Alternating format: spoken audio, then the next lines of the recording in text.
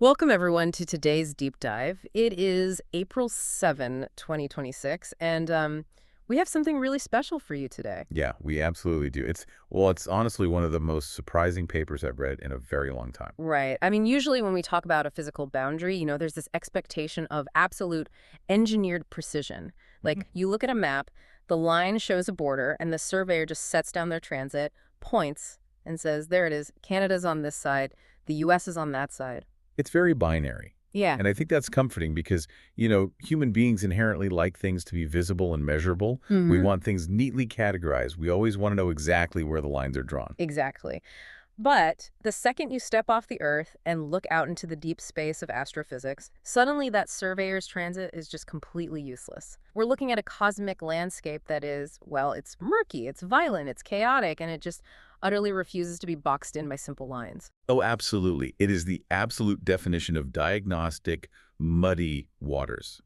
When you're dealing with systems that are, millions or even billions of light years away, and they are literally tearing themselves apart, well, precision is usually the very first casualty. Which is exactly why the document we are looking at today feels so jarring. It's like finding a flawless, glowing compass right in the middle of all those muddy water. That's a great way to put it. Yeah, so today we are exploring a discovery published just a few weeks ago on March 14th by an independent researcher based in San Jose named Monty Brocco. It's a 10-page paper titled Brocco's Threshold, a universal phase transition in accreting systems. And we really need to emphasize the independent part of that for you listening. I mean, this was not published out of MIT or Caltech or, the Max Planck Institute. The affiliation on the paper literally lists the San Jose State University Public Library. Wait, really? The public library? Yes, which honestly makes the scale of what is being proposed here even more audacious. It's wild, because Brocco claims to have found a universal geometric constant, basically a single mathematical rule that predicts the exact moment literally any accreting system in the universe turns on or becomes active. And we are talking about a rule that spans an incredible 11 orders of magnitude in mass. Yeah, to put 11 orders of magnitude into perspective for you, the listener, that is like finding a single rigid behavioral rule that perfectly dictates the physics of like a single grain of sand on a beach, Okay.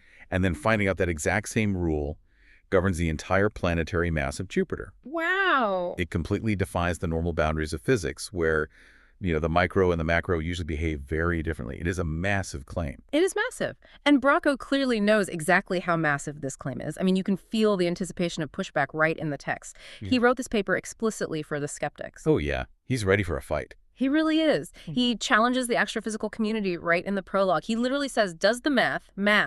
If it does, you have work to do. I love that line. It is just a brilliant way to set the stage because, well, he's putting the burden of proof firmly back on the establishment. Right. But for you listening right now, you might be wondering why this actually matters to your life.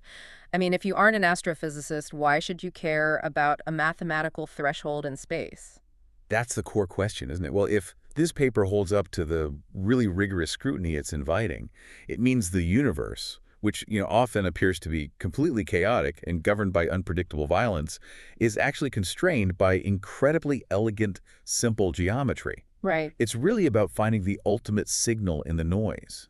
It tells us that underneath the unimaginable fury of a supermassive black hole, there is this quiet, perfect mathematical law pulling all the strings. It's the ultimate search for order. And just to be clear about our sources today, we are relying entirely on this single 10-page document. But I will say, Brocco absolutely brings the receipts. He definitely does. He pulls from extensive multi-wavelength catalogs, data from the James Webb Space Telescope, verified active galactic nuclei databases, just a mountain of data. Yeah, he provides the data, the code, the entire verification chain. He is basically leaving the door wide open, daring a scientific community to find a flaw in his work. Okay, let's unpack this and see if we can find one. Because before we can evaluate Brocco's solution, we really need to understand the absolute mess that astrophysicists have been trapped in for decades. Oh, it's been a disaster. You have to talk about accretion.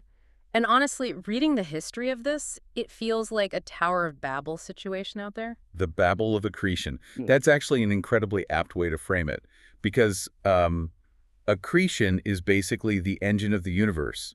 But historically, it has spoken in 1,000 different confusing dialects, depending on exactly what object you are looking at. Let's define the mechanics for a second, just to ground this. When we talk about accreting systems, what is actually physically happening out there in the dark?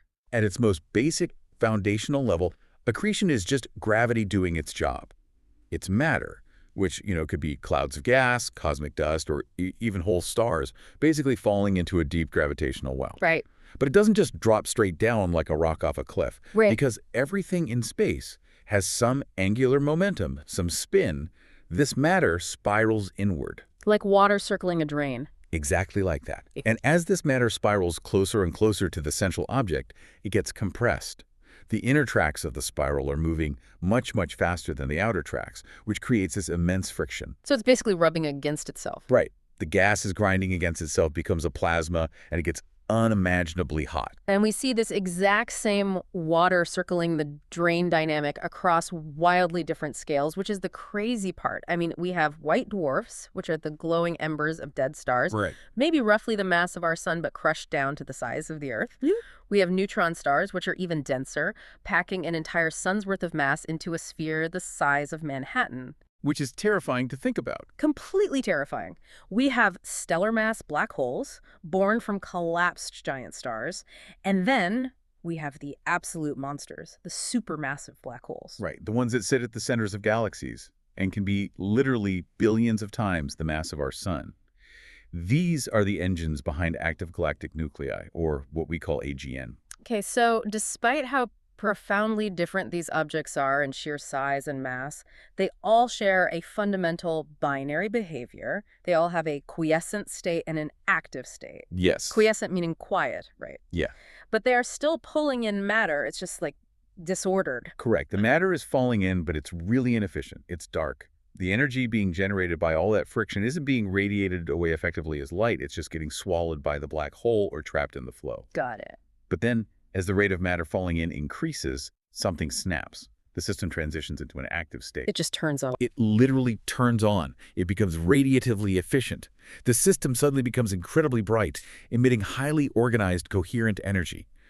We often detect this in hard X-rays, which are these incredibly energetic photons that can punch straight through the surrounding cosmic dust so we can see them. Wow. Yeah. In a white dwarf, we call this transition a dwarf nova outburst. But in a supermassive black hole, it's a quasar lighting up the entire galaxy. Okay, but I have a question here. If astrophysicists have known for decades that these objects flip from off to on, from quiescent to active, what was the holdup? I mean, why couldn't they just measure how much matter was falling in and say, here's the exact threshold where the switch flips? Well, because the yardstick they used to measure this was fundamentally flawed, or at the very least, hopelessly blurry. And that yardstick is called the Eddington ratio. The Eddington ratio. Okay, usually written as the Greek letter lambda. This seems like a crucial concept to grasp for the whole paper. It's basically a measure of a cosmic tug of war, isn't it? It is the ultimate tug of war. So the Eddington ratio compares the actual observed luminosity of a system, basically how bright it currently is, against its theoretical maximum possible brightness, which is known as the Eddington limit. Let me see if I can ground this for you listening, because the forces at play here are just wild. Imagine you are holding a flashlight, right? Mm-hmm. And you're pointing it straight up at the sky. Okay. And someone drops a bowling ball directly toward the flashlight. Now, the gravity of the Earth is pulling the bowling ball down, but the light from your flashlight is technically exerting a physical push upward against it, because photons carry momentum. They do, yes. It's called radiation pressure. Right, radiation pressure. Yeah. Now, obviously, a normal flashlight does absolutely nothing to a bowling ball. It just hits the glass. But imagine your flashlight is so incredibly powerful, the beam of light is so intense, that the actual physical pressure of the photon slamming into the bowling ball perfectly cancels out the downward pull of gravity. So it just hovers. Yes. The bowling ball just hovers in midair. I love that analogy. That state of perfect suspension is exactly what the Eddington limit is. In a black hole, gravity is pulling the gas inward. But as the gas gets hot from friction, it shines. And that light pushes outward. Okay. So if the black hole eats too much matter too fast, it gets so bright that the outward radiation pressure literally blows the infalling gas away. It chokes itself off.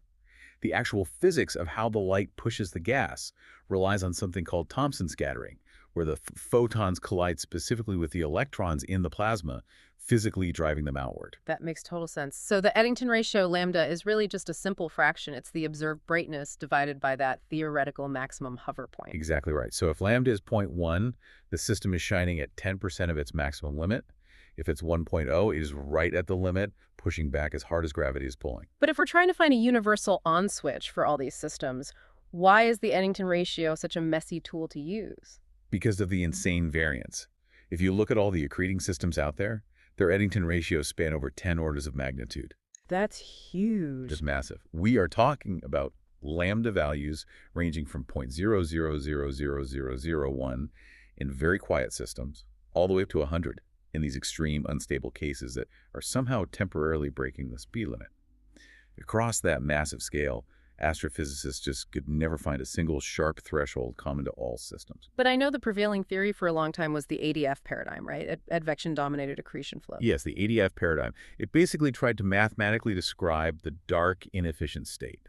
And it generally placed the transition from inefficient dark accretion to bright, efficient accretion somewhere around an Eddington ratio of like 0.01 to 0.03. We call that critical threshold lambda crit. Okay, but wait, I'm going to push back here for a second. If we already have the Eddington ratio and the ADF paradigm says the transition happens around 0.01 to 0.03, why isn't that just the answer? What do you mean? Well, why do we need Monte Brocco? It sounds like we have a thermometer and we know water boils around 100 degrees, so what's the problem? I see what you're saying. The problem is, in this universe, everyone's water is boiling at wildly different temperatures. Oh. Yeah, the thermometer technically works, but the transition point of 0.01 to 0.03 is not a hard rule. It's a very blurry, fuzzy guideline. It fluctuates heavily based on the mass of the black hole, the composition of the surrounding gas, the local magnetic fields. I mean, it's a constantly moving target. So it's not a line, it's a smudge. Exactly. If you plot all the accreting systems in the universe on a graph using the Eddington ratio, you don't get a sharp dividing line. You just get this smeared, chaotic cloud of data points. Man. So we basically have an entire field of brilliant astrophysicists staring at a broken thermometer, trying to find a clear pattern in a chaotic sea of data, and constantly having to adjust their models for every new object they find. Yes, that's exactly where the field has been. And this is the intellectual roadblock where Monte Brocco decides to take a completely different path.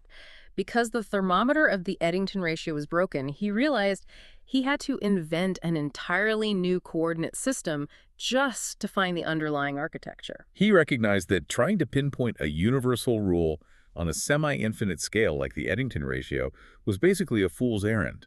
I mean, lambda can technically stretch on toward infinity.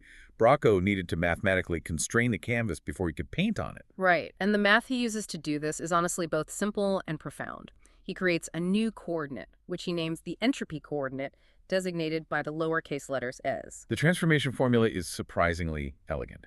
He defines the entropy coordinates as lambda, divided by the sum of lambda plus kappa. So is equals lambda over lambda plus kappa. Let's visualize what this algebra is actually physically doing to the data, because it's super cool. Imagine the Eddington ratio as this infinitely long, stretching highway. You can drive on it forever. Brocco basically takes that infinite highway, and through this formula, he mathematically rolls it up into a single volume dial.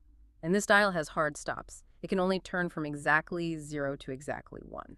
That is precisely the geometric effect of the equation. It maps an infinite domain onto a strictly bounded scale. So how does that work in practice? Well, if a system has a very low accretion rate, meaning a lambda close to 0, the numerator of the fraction is tiny, and the lambda's value drops very close to 0. But if a system is violently active and accreting at a massive rate, lambda becomes huge. And mathematically, a huge number divided by that same huge number plus a small constant, well, it approaches 1. So the highway is compressed perfectly into the dial, but what is that kappa symbol? Because that seems like the variable that makes this whole formula actually function. Where does kappa even come from? That is the big question. Kappa is a coupling constant. It is essentially the linchpin that determines how quickly that dial turns from 0 to 1. Brocco needed to find the exact right numerical value for kappa to make his new coordinate system map to reality accurately. Right, he can't just make up a number. Exactly. So he didn't guess. He went directly to the observational data. He took a training set of 30 well-documented black holes. Well-documented, meaning we already caught them in the act of turning on and off. Precisely. These were black holes with very well-characterized state transitions in the existing literature. Astrophysicists already knew, based on their messy Eddington ratios, roughly when they flipped from the quiescent hard X-ray state to the active soft X-ray state. So Brocco basically used these tiny black holes as his Rosetta Stone. He fed their data into his new formula and basically said to the computer program, find the value of kappa that gives me the sharpest possible dividing line between the off state and the on state for these 30 objects. Exactly. He empirically fitted the data to maximize the classification accuracy.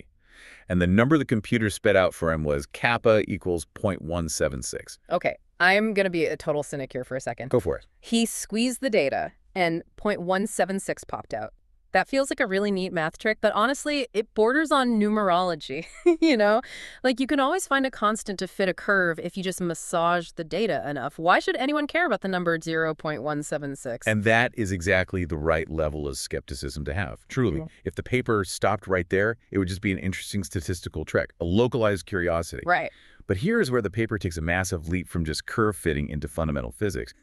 Brocco performs what he calls the ADF consistency check. Oh, right, checking his work against the old paradigm we talked about. Yes.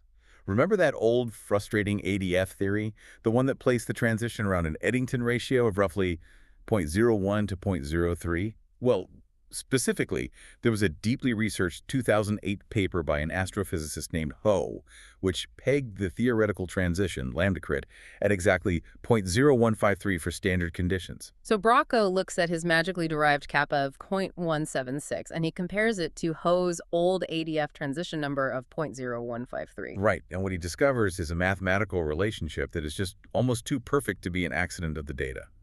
He finds that his empirical kappa, 0.176, is mathematically linked to the ADF transition number.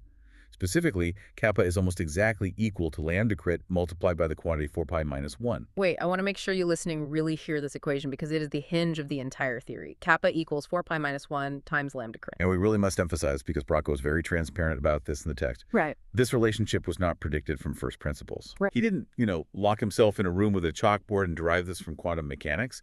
He noticed it after the fact.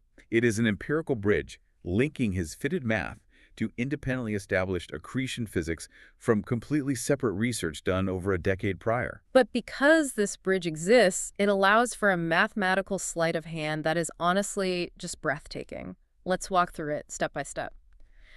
Brocco goes back to his original equation for the threshold, right where the phase transition happens. So the transition happens at an entropy coordinate we'll call critical. And critical equals lambda crit divided by the sum of lambda crit plus kappa. Exactly. And since we just established that kappa is equal to 4 pi minus 1 times lambda crit, he simply substitutes that entire expression into the bottom of the fraction. Okay, so the equation becomes lambda crit divided by lambda crit plus 4 pi minus 1 times lambda crit. And if you remember your high school algebra, when you have lambda crit in every single term of a fraction, it cancels out. It entirely vanishes from the equation. It completely evaporates. The messy, fluctuating, unreliable variable that astrophysicists have been fighting with for decades just cancels itself out of existence. And when you simplify what is left, the critical threshold for the entropy coordinate, C critical, reduces down to an astonishingly pure geometric fraction. 1 divided by 4 tau. Divided for 4 pi. Oh, yeah. Which is roughly 0.079577. This is the big reveal. This is Brocco's constant. And what is genuinely fascinating here is the statistical precision of this convergence. Brocco's empirical fit, the number he got just from grinding the data of those 30 black holes, was 0.0787. Yeah. The pure geometric fraction of 1 over 4 pi is 0.0796. Those two numbers are statistically indistinguishable from each other to within 0.15%. It's essentially a perfect match. I mean, the implication here is staggering. It means the universe, when it's deciding whether a black hole should be quiet or blazing with radiation, isn't actually looking at the mass of the black hole at all. It isn't looking at the heat of the gas or the magnetic environment. It is looking purely at the geometric fraction of 1 over 4 pi. It strongly suggests that the critical point where these systems activate is entirely independent of any specific accretion scale. The microphysics don't dictate the transition, the geometry does. Okay, the algebra is undeniably elegant. It's beautiful, but, the universe doesn't care about beautiful math on a whiteboard. If this number actually rules the cosmos, it has to survive contact with real, messy telescope data. So did Brocco actually look at the sky, or is he just playing with fractions in a library? Oh, he absolutely looked at this guy, and he really goes to war with his own theory here. Hmm. He tests this new threshold against every accessible class of accreting system he can find in the published literature. Let's start with the big ones then, the supermassive black holes. He runs a consistency check using 50 verified active galactic nuclei from something called the BSS-DR2 catalog. Now, for those of us who don't read astronomical databases for fun on the weekends, what exactly is BSDR2 and why did he pick it? So the BSDR2 is the Swift Burst Alert Telescope AGN spectroscopic survey. It is a massive, incredibly detailed catalog of hard X-ray selected sources. Basically, because hard X-rays penetrate gas and dust so well, this catalog is heavily biased towards systems that are definitively active. Okay. These are black holes that are already screaming into the void. They are shining brightly. So the logic is, if Brocco's threshold of 1 over 4 pi is real, the vast majority of these 50 sources should map to an entropy coordinate above 0.0796. They should sit above the line. Exactly. And when he takes their observed data, applies his entropy coordinate transformation, and crucially uses the exact same kappa of 0.176 with zero refitting, 41 out of the 50 AGNs sit comfortably above the threshold. They are active, perfectly aligned with his prediction. Okay, but hold on. 41 out of 50. That means 9 of them are sitting below the threshold. If I am the skeptic, Brocco is explicitly inviting to critique his paper. I am pointing right at those 9 sources and saying, aha, your universal law just failed 18% of the time on your very first test. And that is exactly what a good scientist should do. But this is where it is crucial to look past the pop-line numbers and dive into the actual physics of those 9 specific galaxies. Because when you do, you realize they aren't failures of the threshold at all. They're actually a brilliant validation of it. Wait, how does failing the test validate the test? Because if you look up the specific names of those 9 anomalous sources, galaxies like NGC 40F1, NGC 1068, and NGC 4395, you find that they are very famous, extensively documented, low Eddington AGN. Really? Yes, they are known throughout the astrophysical literature for having incredibly sub-efficient accretion states. NGC 4395, for instance, is a dwarf AGN and is literally one of the lowest luminosity active galaxies we know of. Oh, wow. So they actually are in a low, inefficient state, even though they were scooped up by the BS X-ray survey. Precisely. They might produce just enough hard X-rays to get flagged by the Swift telescope, perhaps due to our specific viewing angle from Earth, or maybe their relative proximity to us. But their actual central accretion engine is sputtering. It is fundamentally operating below the critical efficiency threshold. That's amazing. So Brocco's equation looked at their data and correctly predicted that they should be classified as sub-efficient quiescent accretors. The model didn't fail to identify them. It accurately diagnosed them despite the catalog's inherent bias. The math literally sniffed out the exceptions. That is incredible. Now, the paper also mentions there are 3 genuinely ambiguous sources in that sample of 50. Yes, sources like UGC 3142, they sit exactly, and I mean precariously, between the empirical fit of 0.0787 and the pure geometric value of 0.0796. They are hovering right on the razor's edge of the transition. So they're just stuck in the middle. Right. And Brocco's remarkably transparent here, which I appreciate. He doesn't claim them as wins or losses. He plainly states that our current survey-level instruments simply do not have the bolometric precision to definitively place them on one side of the line or the other. We would need measurements with, like, 10 times the current accuracy to know for sure. I appreciate the intellectual honesty. It builds trust. But, you know, a survey of 50 different black holes, each with completely different masses and environments, introduces a lot of variables. How do we isolate the threshold itself? How do we know it's not just statistical noise? To do that, you have to run the absolute most rigorous test possible in observational astronomy. It's the same object two states test. Oh, this is the mic drop of the paper for me. Because it removes every single variable. You aren't comparing a giant black hole in one galaxy to a medium black hole in another galaxy. Yeah. You look at the exact same physical object in space, but you measure it at 2 different times in its life. Once when it's sleeping, and once when it is violently bursting. Let's look at how he applies this to white dwarfs, because these are cataclysmic variables, specifically dwarf novae. These are binary systems where a dead star is slowly siphoning gas off a companion star, and they cycle between being quiet for months and then suddenly flaring up incredibly brightly. Right. So Brocco takes 10 pairs of observations from published literature, systems with names like SS Cygni and Euga Minorum. And we really must pause to consider the scale here. These white dwarfs are roughly the mass of our sun. But the kappa value of 0.176 that Brocco is using, that was fitted on a training set of supermassive black holes that are millions or billions of times more massive. You were talking about a mass difference of 1 billion to 1. And he doesn't tweak the math. He doesn't invent a special white dwarf kappa. He applies the exact same kappa, the exact same geometric threshold of 0.0796. Zero refitting.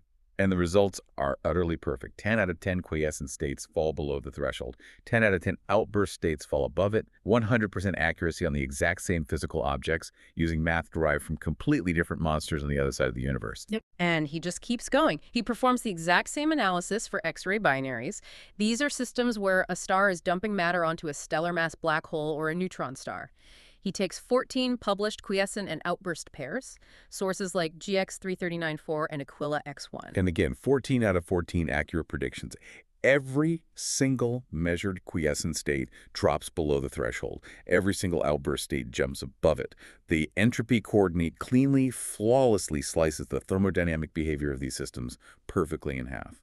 But the moment in the data that genuinely gave me goosebumps was the neutron star, the object known as 4U0614 plus 091.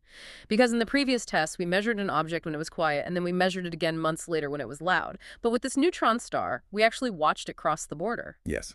This is a real-time crossing.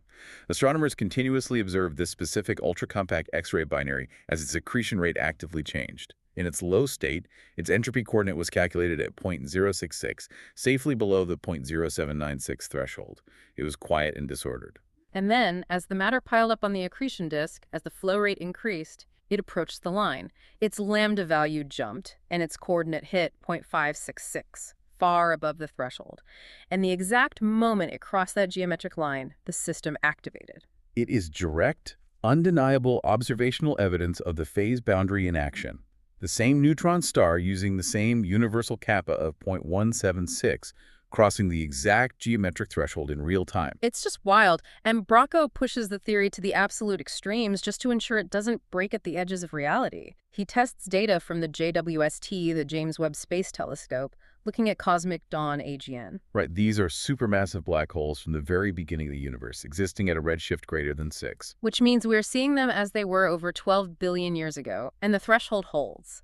10 out of 10 are correctly predicted as active. The geometry of the universe hasn't changed since its infancy. He even tests the massive gamma-ray burst from 2017, GRB 1100817A, which was the famous merger of two neutron stars that sent gravitational waves washing all over the Earth. Oh, I remember that. The colossal X-ray flare generated by that specific merger gives an entropy coordinate of 0.972, almost hitting the absolute mathematical maximum of 1. He even tests the ultra-luminous X-ray pulsar M82X2, which is somehow accreting at like 55 times the theoretical Eddington limit. And its entropy coordinate sits at 0.997. So let's pull back for a second here. If we connect all of this to the bigger picture, what is the data actually telling us? It is telling us that we are looking at an unbroken chain of physics. From a white dwarf of 0.6 solar masses all the way to a supermassive black hole of 10 billion solar masses, the phase transition fires at exactly 1/4 pi, with zero refitting of the constant. That is just, it's hard to wrap your head around. It is. The universe is enforcing the exact same mathematical rule across an 11 order of magnitude mass difference. It is completely unprecedented. Okay. The data holds up. The universe undeniably obeys the math. But, why? This is the question that separates statistical anomalies from physical laws. Why does the universe care about this highly specific fraction, 1/4 pi? To understand this, we have to move from data collection into the realm of theoretical physics, the geometry of information. Right. Because a beautiful mathematical formula is ultimately just an empty description unless you can anchor it to fundamental reality. We have to understand the physical mechanism. Let's start with the shape. When you hear 4 pi, what is the very first thing that jumps into your head from high school geometry class? The surface area of a sphere, the formula is 4 pi squared. Exactly. So Brocco proposes that the 1/4 pi isn't just a random number that topped out of an algebra equation. It actually represents the absolute minimum physical portion of a spherical surface that must carry coherent information for a system to transition from disordered chaos to organized emission. He frames it as a condition of emergence. Imagine the accretion flow, the swirling plasma surrounding the black hole or the white dwarf, as a spherical boundary in space. Information, which in physics takes the form of Mass, energy, and entropy is constantly raining down onto this spherical boundary. I want to try an analogy here because coherent information density can sound a bit abstract for anyone who isn't a physicist. Let's think about percolation theory. Oh, I like where this is going. So imagine a lake in the middle of winter and the temperature is dropping. In the quiescent state, you have tiny little ice crystals forming randomly in the water. They are totally disconnected. The water is still mostly liquid and the structure is disordered. That is the quiet state. Right. But as it gets colder, more and more ice crystals form. There is a mathematical tipping point in physics. The exact moment a highly specific percentage of those crystals touch and connect, the structure suddenly propagates across the entire lake. It's not a gradual linear thickening, it is a violent phase transition. The fluid leg instantly becomes solid ice. That is a phenomenal way to conceptualize it. The mechanism is critical density. Brocco is essentially arguing that in the accretion boundary, that geometric tipping point is exactly 1 over 4 pi of the spherical surface area. Okay. In the quiescent state, packets of mass and energy are hitting the boundary, but they are disconnected. It's just thermal noise. But the moment exactly that fraction of the sphere is coherently filled with information, the entire system structurally locks into a new state. The phase transition triggers, and the system ignites into coherent emission. And because this tipping point relies purely on the mathematical geometry of a sphere, it explains perfectly why the mass of the object doesn't matter. Yes. It doesn't matter if it is a tiny white dwarf or a gigantic supermassive black hole. The microphysics of the gas don't matter, only the geometry of the information boundary matters. Exactly. But what elevates this paper to another level is that Brocco doesn't just invent this concept of spherical information limits out of thin air. He ties it to some of the absolute heaviest hitters in modern theoretical physics. This is where the paper connects to the deep underlying architecture of reality. Because it turns out the fraction 1 over 4 pi is not unique to Brocco's accretion threshold. It actually appears independently in several fundamental physical contexts that have literally nothing to do with telescopes. Let's talk about the Bekenstein-Hawking entropy formula. Yes. Jacob Bekenstein and Stephen Hawking famously proved that black holes are not totally black, right? They have entropy and they emit radiation. But the mind-bending part of their discovery was that the entropy of a black hole isn't proportional to its volume, like how much space is inside it. It is proportional to the surface area of its event horizon. Right. It is the very foundation of the holographic principle. All the information of the 3D volume is perfectly encoded on the 2D surface area. And in their fundamental formula, the specific entropy density per unit area is governed by exactly one numerical factor, 1 over 4 pi. Wow. It is the minimal mathematical density required for a spherical horizon to encode physical degrees of freedom. He also links it to something called the KSS bound. What exactly is that? So the KSS bound, which is named after Kofton, Sun, and Sternetz, is a concept derived from string theory and holographic fluid dynamics. They were basically trying to find the absolute lower limit of how runny a perfect fluid can be in the universe. Runny, like viscosity. Exactly. They calculated that for any fluid that has a holographic dual, there's a universal minimum ratio between its shear viscosity and its entropy density.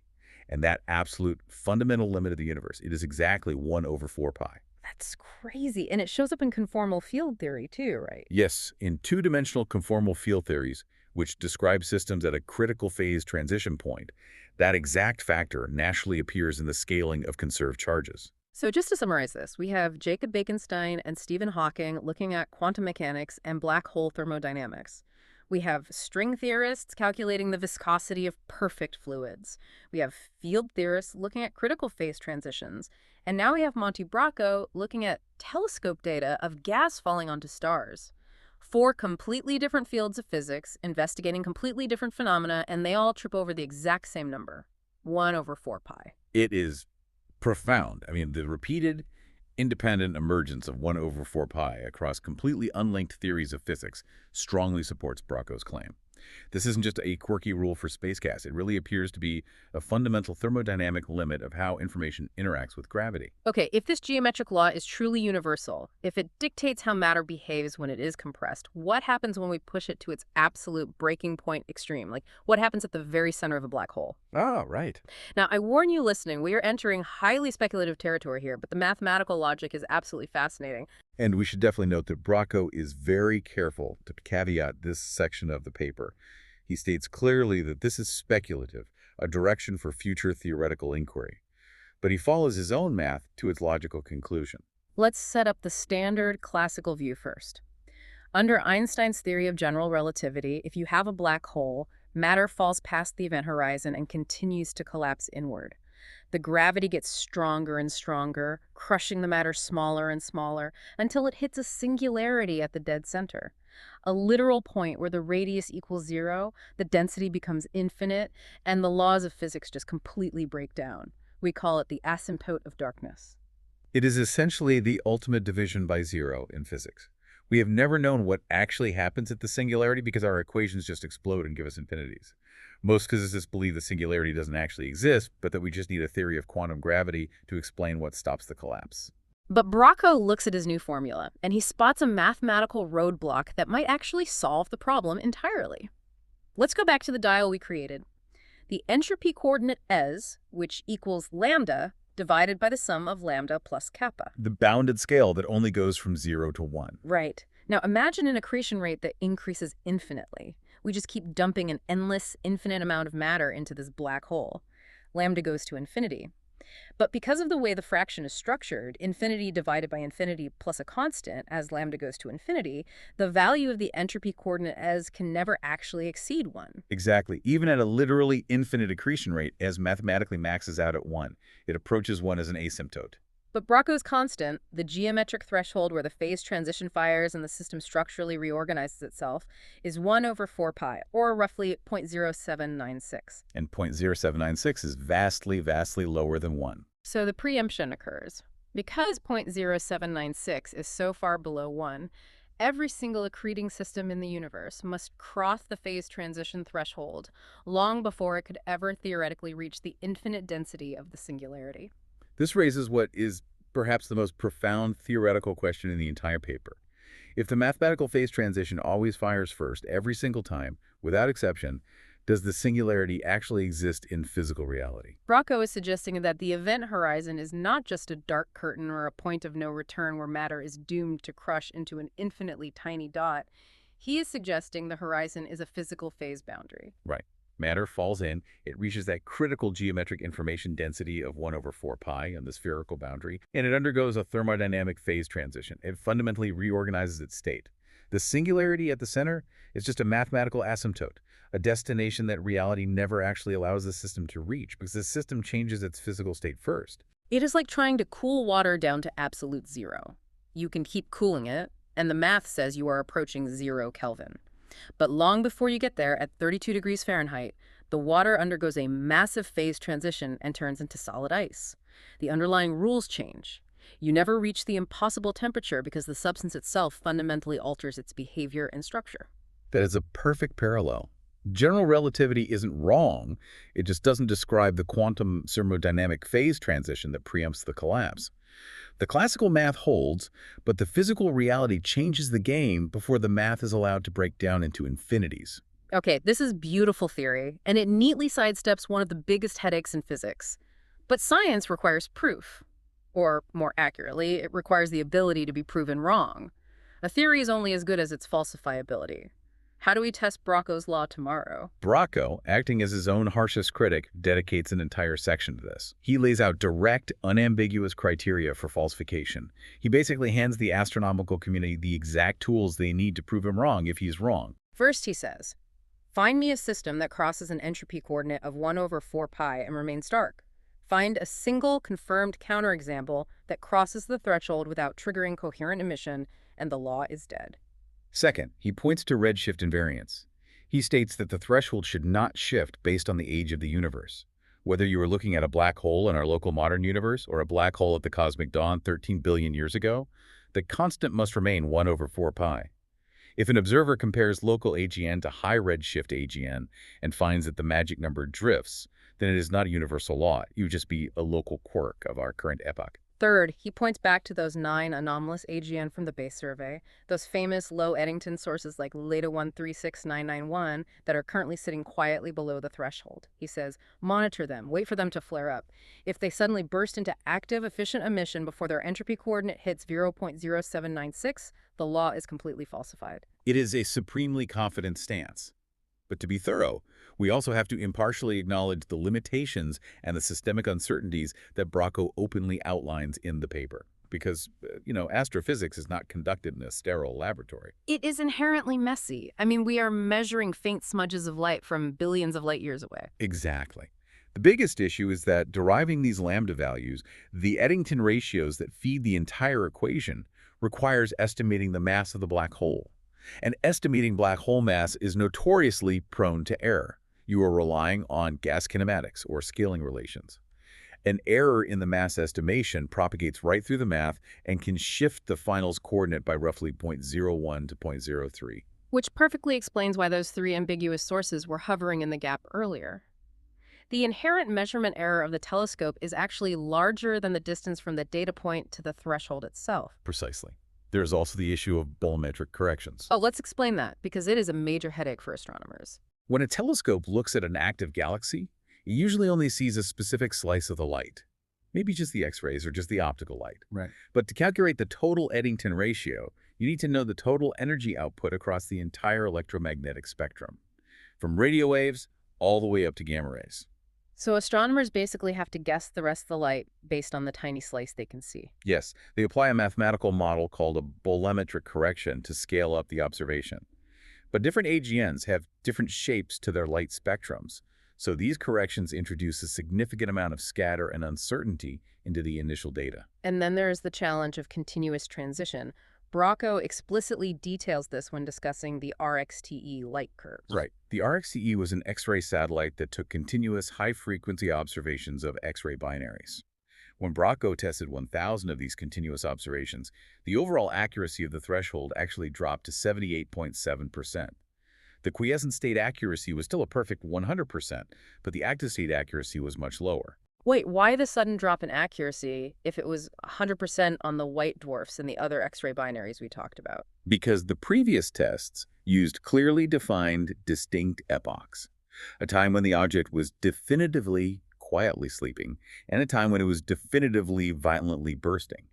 But the RXTE light curves represent systems in continuous, real-time transition. These systems are oscillating wildly back and forth right on the very edge of the threshold. On timescales shorter than the observation window, the system is essentially flickering. So the threshold isn't a perfect, clean binary predictor for a system that is currently in the act of straddling the line. It's too noisy. Exactly. It works cleanly and flawlessly on defined, separated states, but it gets very messy when you try to measure the exact moment of flickering. And Brocco notes that his model isn't entirely model independent because of this. Right. The claim of zero refitting applies entirely to his constant kappa, which is incredible. But the initial lambda values themselves require deep reliance on existing assumptions about distance, bolometric corrections, and mass. It relies on the existing flawed models of observation just to get the raw numbers to plug into his perfect formula. It is a vital caveat for any astrophysicist trying to replicate this work. Even with those caveats thoroughly acknowledged, the sheer weight of the cross-domain validation in this paper is staggering. To hold a single numerical constant across 11 orders of magnitude, applying it to white dwarfs and supermassive black holes alike without tweaking the formula, is virtually unheard of in this specific branch of observational astronomy. Which brings us to the human element, the outro of our deep dive today. After all the intense math, the Bekenstein-Hawking entropy limits, the preempted relativistic singularities, and the immense scales of galaxy-crushing black holes, you reach the acknowledgement section of this paper, and it brings everything crashing beautifully and poignantly back down to Earth. We mentioned at the very beginning that Monty Brocco is an independent researcher. And independent researchers have a very different, often much harder path than institutional scientists, with massive grants and teams of grad students. The intellectual struggle, the profound isolation of working entirely alone on a problem like this is palpable. You can really feel it in his words. Brocco takes a moment to thank a few specific friends, Kenton, Rachel, April, for keeping him grounded. He thanks them for not letting him give up while he was, in his words, chasing the impossible. But it is the final dedication that really hits you. He dedicates this universal rule, this massive geometric phase transition of the cosmos, to his mother, Denise Brocco. And he writes, "Sorry it took me so long to do something you can be proud of." It is incredibly moving. To look at the vast, terrifying immensity of the universe, to find a rule that mathematically governs the brightest and most violent objects in existence, and to offer it up simply as an apology and a tribute to a parent. It reminds us that behind every cold equation, every line of telescope data, there is a human being desperately searching for meaning and connection. He literally names the constant Brocco's law and states explicitly in the text, that's her name on it. That's always been her name on it. It is just a beautiful piece of humanity embedded right in the physics. And fittingly, Brocco leaves the reader with a final philosophical observation that ties the physics of the deep universe directly back to the human experience of learning. Yes. I want to leave you, the listener, with this final provocative thought to mull over on your own today. In the closing thoughts of the paper, Brocco notes an incredible, almost poetic parallel between the physics of accretion and the human act of understanding. Think about a black hole taking in chaotic, disordered gas and dust. It's just thermal noise. It doesn't mean anything until it hits that exact geometric threshold, 1 over 4 pi, and the structure snaps into a coherent, blazing quasar. Now think about your own brain while listening to this very discussion. You take in chaotic, unstructured information. Terms like Eddington ratios, advection-dominated flows, Thomson scattering, and entropy coordinates. At first, it is just disordered noise. But then there is an exact moment where you finally understand it. The analogy lands. The math suddenly clicks. The conceptual connections snap into place. Your mind has essentially crossed its own threshold. Your disordered, confused thoughts undergo a phase transition into organized, brilliant understanding. The light bulb goes on. The internal system activates. It really leaves you wondering, does the exact same geometric law of information density that dictates when a quasar ignites a billion light years away also mathematically govern the aha moments firing right now in our own neural networks? Are we in our quiet moments of realization, obeying the exact same thermodynamic math as the stars? Darkness is asymptotic. When darkness reaches absolute, the emergence of light becomes inexorable. What an incredible journey today. From a broken surveyor's transit in the muddy waters of deep space, to a flawless mathematical compass, to the inner thermodynamic workings of our own minds. Thank you for joining us on this exploration of Brocco's threshold. Keep looking up and keep looking for the pattern.